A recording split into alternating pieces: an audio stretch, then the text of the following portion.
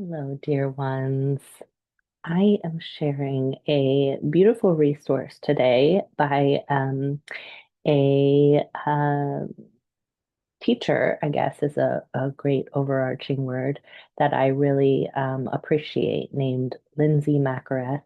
I will put the link to this, what she calls neurocomplexity quiz, in the description. And this is not about a diagnosis. It's not, it doesn't speak specifically to autism or ADHD, um, or anything like that. What it speaks to are these beautiful archetypes of survival strategies that she has put together. I love archetypes in general. I think it's a really fun way for us to relate to ourselves and others. And I really appreciate this perspective on neuro divergence.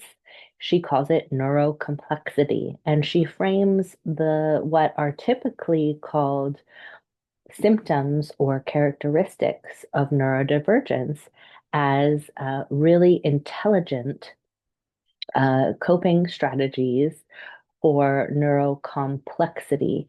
And it's an opportunity for us to understand ourselves better through discovering where our neurocomplexity brought us in a world that doesn't often affirm these neurocomplexities, and to allow us to understand how we can support ourselves in our neurocomplexity, um, instead of finding out what is wrong with us and trying to fix it or trying to fix the world outside of us.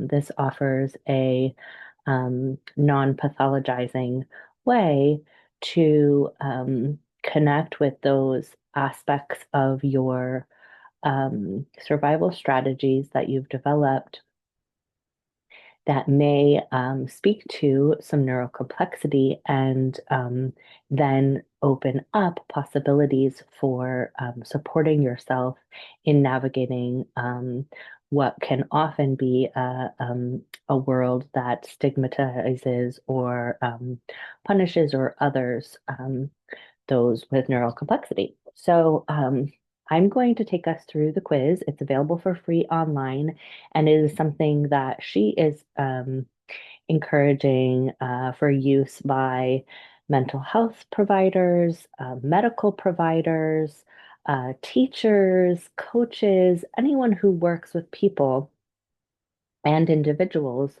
to be able to use as sort of a opening to conversations around um, why people might be experiencing so much chronic stress, anxiety, depression, chronic pain, digestive issues, to see where their nervous system might be working in overtime to navigate neurocomplexity that hasn't been supported. So instead of what's wrong with you, it's how can or where do I need some support? So I'm going to go ahead and share this, and we'll go through them one by one. I haven't taken it, so I'll be taking it for myself, but then sharing uh, what we find in each one.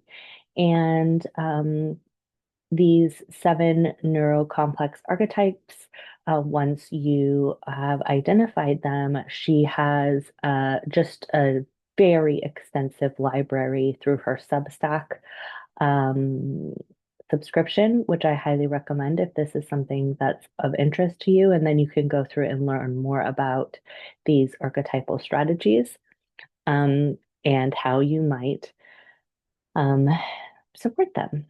So I love this little framing she has here. You adapted to survive a world that never understood your intensity, creativity, or sensitivity. But what if your quirks were never the problem, just brilliant strategies your brain used to cope? In just 6 quick questions, discover your unique neurocomplex archetype, the survival style you developed as a gifted neurodivergent adult. This free quiz helps you decode the patterns you've lived by so you can begin to heal, unmask, and reclaim your authentic self. Not a diagnosis, not a box, just a new language for understanding your complex brain and a path home to yourself. Okay, how do you usually respond under stress? In your current life, choose the two that are the most likely. I push myself to keep going. I focus on helping others cope. I withdraw to retreat and recharge. I prioritize fighting for what I believe is right. I feel overwhelmed by my emotions. I pretend to be someone I'm not to fit in. I seek new and exciting experiences to distract myself.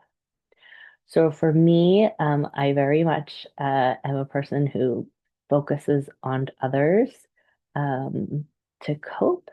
And I would say for me, it's a tie between I withdraw and I push myself to keep going, depending on the day. So I'm going to lean towards this one. Okay. What best describes your typical way of approaching new situations? In your current life, choose the two that are the most likely. I experience intense feelings and react strongly. I crave new adventures and risk taking. I prefer to stay quiet and observe before acting. I try to support others and keep everyone comfortable. I adapt quickly, sometimes losing sight of my true self. I work hard to succeed, often feeling the need to prove myself. I stand up for justice, even if it tires me out. So, new situations, I would say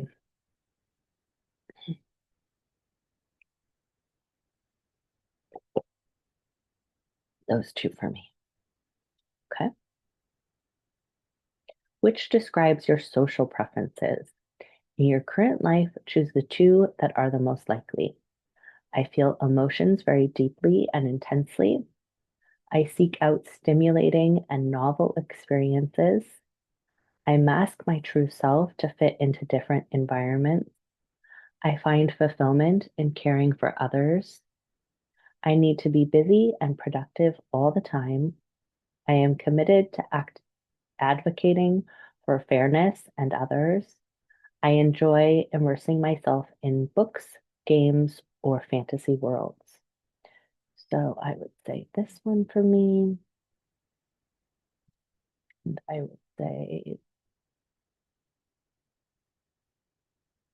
maybe this. How do you typically handle your emotions? In your current life, choose the two that are the most likely. I hide my true feelings behind a mask. I chase excitement to feel alive. I retreat to calm myself down. I focus on supporting others with their feelings. I experience highs and lows strongly. I keep busy to avoid feeling overwhelmed. I channel my feelings into fighting for justice. Okay, probably. Okay. What is your main motivation? In your current life, choose the two that are the most likely: emotional intensity and expression, fitting in and adapting, helping and caring for others, achievement and productivity, seeking novelty and stimulation, justice, loyalty and advocacy, creativity, and escapism. So, these. What is a common challenge you face? In your current life, choose the two that are the most likely: identity confusion and self doubt, setting boundaries and self care, burnout and perfectionism, difficulty with follow through and consistency, difficulty regulating emotions, feeling overwhelmed and wanting to disappear, emotional exhaustion and resentment. Hmm.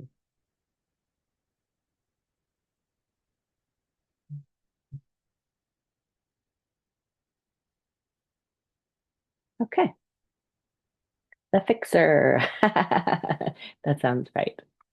Empathic and emotionally attuned, they manage everyone else's needs, often at the expense of their own. They tend to shape their identity around keeping others safe, risking emotional burnout and resentment. Prevent fixing burnout.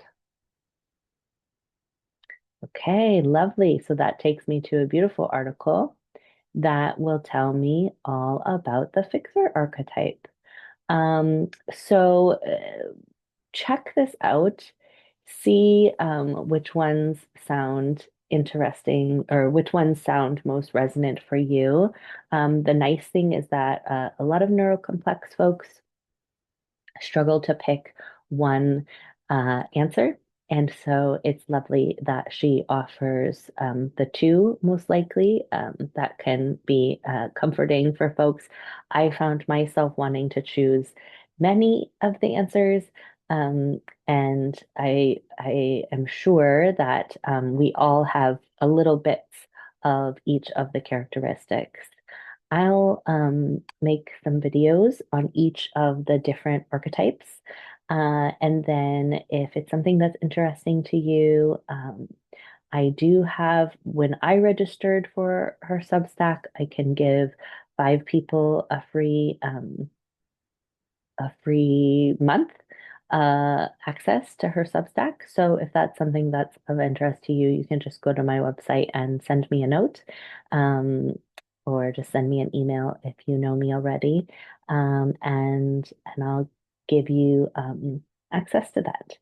Okay, sending you so much love and encouragement that whenever you have something that you've been told is a problem or is a flaw or is a symptom of something wrong with you, it is, from my perspective, just a beautifully brilliant coping strategy of how to keep yourself safe at some point that may not be working for you anymore. Or it may be working for you, and it may be that other people just don't understand it. So it's not your character. It's just a reflection on the level of safety that you experienced in the past or present. Okay, I love you very much.